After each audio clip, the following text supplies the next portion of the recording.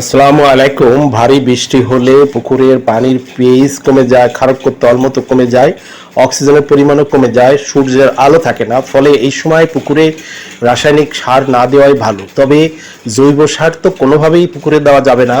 এই সময় অপেক্ষা করতে হবে, ভালো দিন, পরিষ্কার দিন আসলে 1-2 দিন অপেক্ষা করে তবে সার দিতে হবে। তবে যদি হালকা বৃষ্টি হয়, রোদ বেরিয়ে যায়, যদি পানি উপসে বেরিয়ে না যায় পুকুর থেকে, যদি পুকুরের পানি পরিষ্কার থাকে, স্বচ্ছ থাকে, তাহলে হালকা বৃষ্টি যেদিন হয় বা একবেলা বৃষ্টি হলো বাকি বেলা ফাঁকা থাকে, এরকম হলে আপনি সার দিবেন, তবে মাত্রা একটু কমিয়ে দিবেন। প্রয়োজনে 7 দিন পরে আবার সার দিবেন।